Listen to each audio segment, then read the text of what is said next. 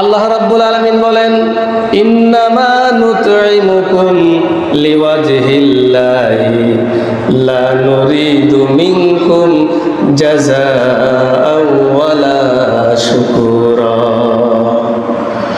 আল্লাহ রাব্বুল আলামিন বলেন, যারা আল্লাহ তাআলার প্রেমে উদ্বুদ্ধ হয়ে, আল্লাহ তাআলার ভালোবাসায় যারা উদ্বুদ্ধ হয়ে নিজেদের প্রাণ প্রিয় সম্পদকে আল্লাহর রাস্তায় ব্যয় করে, খরচ করে, এতিম মিসকিন অসহায়দেরকে দান করে, তাদেরকে খাবার খাওয়ায়, আর বলে লিওয়াজহিল্লাহ, শুধুমাত্র আল্লাহ তাআলাকে রাজি খুশি করার জন্য, শুধুমাত্র আল্লাহর ভালোবাসা পাওয়ার জন্য, শুধুমাত্র আল্লাহকে রাজি খুশি করার জন্য তোমাদেরকে খাওয়াই, বিনিময়ে লা নুরিদু মিনকুম জাযাআও ওয়ালা শুকুরা, বিনিময়ে কোনো বিনিময় তোমাদের কাছে চায় না, কোনো কৃতজ্ঞতাও চায় না, কিচ্ছু চায় না। শুধুমাত্র যারা আল্লাহ রাব্বুল আলামিনের ভালোবাসায় উদ্বুদ্ধ হয়ে যারা এতিম মিসকিন অসহায়দের পাশে দাঁড়াবে, তাদেরকে খাওয়াবে, তাদের প্রয়োজন পূর্ণ করবে, আল্লাহ রাব্বুল আলামিন তাদের কিয়ামতের দিবসে তাদের অবস্থাটা কেমন হবে? লা খাউফুন আলাইহিম ওয়ালা হুম ইয়াহজানুন, তাদের কোনো পেরেশানি থাকবে না, তাদের কোনো ভয় থাকবে না, কোনো পেরেশানিও তাদের বিরুদ্ধে থাকবে না যে আজকে এই কঠিন কিয়ামতের ময়দানে না জানি কি না কি হয়ে যাবে। কিচ্ছু হবে না, কোনো পেরেশানি থাকবে না, ভয় তো দূর কি বাত। নবীজি বলেছেন যে নাকি কোনো এতিমের লালন পালন করলো, তার দায়ভার গ্রহণ করলো, তাকে প্রতিপালন করলো, নবীজি বলেন, দুই হাত এভাবে ইশারা করে বলেন, সেই ব্যক্তি আর আমি মুহাম্মদ জান্নাতের ভিতরে এইভাবে থাকবো। শাহাদত আঙ্গুল আর এই মধ্যম আঙ্গুল নবীজি ইশারা করে দেখালেন, এই দুইটা আঙ্গুল কি একদম পাশাপাশি থাকে না? একদম পাশাপাশি না? নবীজি বলেন যে আমি মুহাম্মদ আর ওই ব্যক্তি যে এতিমের লালন পালন করলো, এতিমের দায়ভার গ্রহণ করলো, সেই ব্যক্তি আর আমি মুহাম্মদ জান্নাতের ভিতরে এইভাবে পাশাপাশি থাকবো। সুবহানাল্লাহ। আমার ভাইরা, শুধু এর পর্যন্তই নয়, আল্লাহ রাব্বুল আলামিনের নবী, বিশ্ব নবী, মানুষ যেন এই কথা না বলতে পারে যে মুহাম্মদ আমিন এতিম, আমার সম্পর্কে সে কি বলবেন, আমার ব্যথা সে কি বুঝবে। এই জন্য আল্লাহ রাব্বুল আলামিন তার নবীকে একেবারে শিশু থাকা অবস্থায়, মায়ের গর্ভে থাকা অবস্থায় বাপের এতিম হয়ে গেলেন।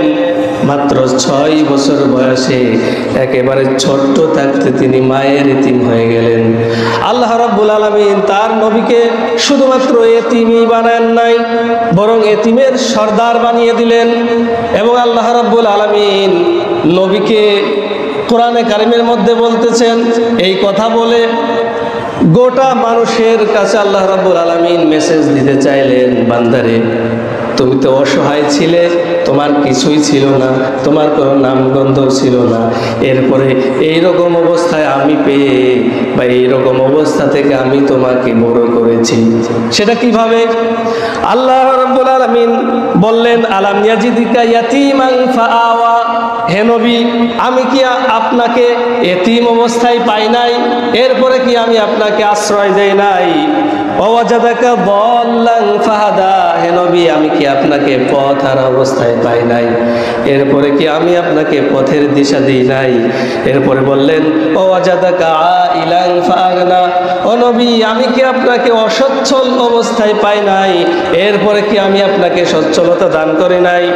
ফাআম্মাল ইয়াতীমা ফালা তাকহার, সুতরাং নবীকে বলার মাধ্যমে গোটা দুনিয়ার মানুষেরকে আল্লাহ রাব্বুল আলামিন বললেন, ফাআম্মাল ইয়াতীমা ফালা তাকহার, সুতরাং এতিম মিসকিন যারা আছে এতিমদেরকে আপনি ধমক দেবেন না, তাদের সাথে কঠোরতা করবেন না।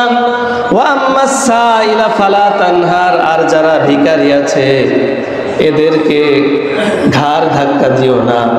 ফাআম্মা বিনি'মাতি রাব্বিকা ফাহাদ্দিস, আমাদের প্রত্যেককেই আল্লাহ রাব্বুল আলামিন যেই নিয়ামত দিয়েছেন সেই নিয়ামত হাতে নিয়ে তাদের পাশে দাঁড়ানোর জন্য বলেছে।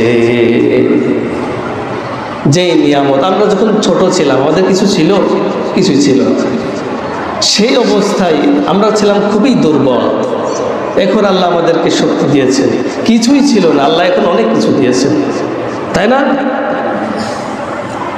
এই জন্য আল্লাহ তাআলা বললেন ফাম্মা বিনিয়ামাতি রব্বিকা ফাহাদ্দিস, তোমার রব, তোমার আল্লাহ যেই নিয়ামত তোমাকে দান করেছেন সেখান থেকেই তার শুকরিয়া আদায় করো, মানে সেখান থেকেই তুমি আল্লাহর রাস্তায় খরচ করো। আমার ভাইরা, এরপরে কি হবে? যখন তাদেরকে আল্লাহ রাব্বুল আলামিন বলবেন খুযুহু ফাগুল্লুহু সুম্মাল জাহিমা সাল্লু, এদেরকে ধরো, পাকড়ার করো, এরপর এদেরকে জাহান্নামে নিক্ষেপ করো। ফেরেশতারা যখন এদেরকে জাহান্নামে নিয়ে যাবে, জাহান্নামের কাছে যখন যাবে, জাহান্নামে ফেলানোর আগেই অনেক দূর থেকে জাহান্নামের গর্জন তারা শুনতে পাবে। আল্লাহ রাব্বুল আলামিন বলেন ইযা উলকু ফিহা সামিউ লাহা শাহীকাও ওয়া হিয়া তাফুর, যখন তাদেরকে জাহান্নামের দিকে নিয়ে যাওয়া হবে, জাহান্নামের গর্জন তারা শুনতে পাবে। জাহান্নামের আগুনগুলো রাগান্বিত সাপ যেরকম ফুসফুস করতে থাকে আর হেলতে থাকে, জাহান্নামের আগুন ওইভাবে ওই রকম করতে থাকবে। এরপরে কি হবে? তাকাদু তামাইয়াজু মিনাল গায়জ, জাহান্নামের আগুনের অবস্থাটা এমন হবে যেন প্রচন্ড রেগে ফেটে পড়ছে, এরকম ভাবে গর্জন করতে থাকবে। আর যখন ওই জাহান্নামীদেরকে সেখানে নিয়ে যাওয়া হবে, কুল্লামা উলকিয়া ফিহা ফাউজুন সাআলাহুম খাজানাতুহা আলাম ইয়াতিকুম নাযির, তার দ্বাররক্ষীরা তাদেরকে বলবে এই জাহান্নাম সম্পর্কে কি কেউ তোমাদেরকে সতর্ক করে নাই? কি ব্যাপার, এই জাহান্নামে আসলে জাহান্নাম সম্পর্কে কি কেউ কিছু তোমাদেরকে বলেছিল না যে এই কাজগুলো করো তাহলে জান্নাত পাবা, আর এইগুলো থেকে বিরত থাকো, এইগুলো করো না, এইগুলো করলে পরে কিন্তু জাহান্নামে আসতে হবে, এরকম সতর্ককারী কি তোমাদের কাছে গিয়েছিল না? ক্বালু বালা ক্বাদ জাআনা নাযীর, তারা বলবে হ্যাঁ এসেছিল। ফাকাযযাবনা, আমরা তাদেরকে মিথ্যা বলেছিলাম, আমরা মনে করেছিলাম হুজুররা বলার বলতেছে, এই কান দিয়ে শুনেছি ওই কান দিয়ে বের করে দিয়েছি, মনের ভিতরে নেই নাই, সেটাকে চিন্তা ভাবনাও করি নাই। আরে আজকে যদি তাদের কথা শুনতাম, অকালু লাউ কুন্না নাসমাউ, তারা তখন আফসোস করে বলবে যে হুজুরদের কথার মতো যদি চলতাম, শুনতাম, মানতাম, তাহলে আজকে আমাদের এই দশা হতো না, আর জাহান্নামে আমাদের আশা লাগতো না। এরপরে তাদের স্থান হবে কোথায়?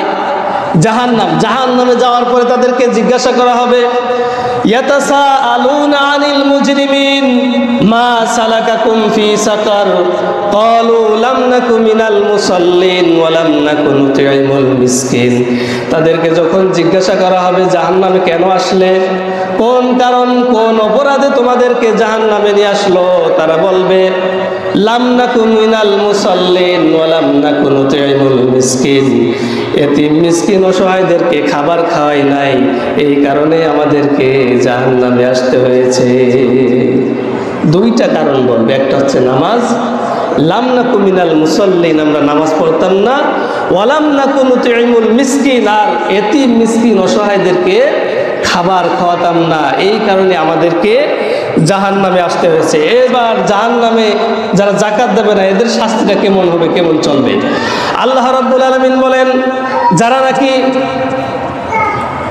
অর্থ সম্পদ এগুলোকে জমা করলো আর তার থেকে যাকাত দিল না, তাদের ব্যাপারে আল্লাহ রাব্বুল আলামিন বলেন আল্লাযীনা ইয়াকনিজুনাজ যাহাবা ওয়াল ফিদ্দাতা ওয়া লা ইউনফিকুনাহা ফি সাবিলিল্লাহ ফাবাশশিরহুম বিআযাবিন আলীম, যারা নাকি স্বর্ণ রূপা, টাকা পয়সা, অর্থ সম্পদ এগুলোকে জমা করলো আর এর থেকে আল্লাহ রাব্বুল আলামিনের রাস্তায় খরচ করলো না, তাদেরকে যন্ত্রণাদায়ক শাস্তির সুসংবাদ শোনায় দাও। আমার ভাইরা প্রশ্ন করছি, শাস্তির সুসংবাদ হয় নাকি দুঃসংবাদ হয়? দুঃসংবাদ। কিন্তু আল্লাহ রাব্বুল আলামিন এখানে সুসংবাদ কেন বলল? ফাবাশশিরহুম, ফাবাশশিরহুম মানে সুসংবাদ। এটাকে বোঝাতে যে বলছি, মা যখন তার ছেলেকে কোনো বিষয় আদেশ করে, ছেলে যখন সেটা মানতে চায় না, অমান্য করে, সেটা না করে ডানে যেতে বললে বায়ে চলে যায়, তখন তার মা বলে তোর বাবা অফিস থেকে বাড়ি ফিরুক, তার বাবাকে বলবো, তখন এমন পিট না দেবে, তখন বুঝবি কেমন লাগে, তখন বুঝবা মজা কেমন লাগে, তাই না? এরকম বলে না? এরকম বলে।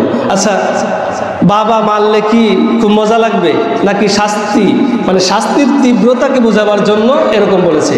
আল্লাহ রাব্বুল আলামিন ওদেরকে তিরস্কার করে বললেন যে তখন বুঝবা কিরকমটা লাগে, কিরকম লাগবে। ইয়াউমা ইউহমা আলাইহা ফি নারি জাহান্নামা ফাতুকুয়া বিহা জিবাহুহুম ওয়া জুনুবুহুম ওয়া যুহুরুহুম, আর বলা হবে হাযা মা কানাসতুম লিআনফুসিকুম ফাযুকু মা কুনতুম তাকনিজুন। এই স্বর্ণ রূপা এগুলো দিয়ে একটা বড় সিল মোহর বানায় সেটাকে আবার জাহান্নামের আগুন দিয়ে উত্তপ্ত করা হবে।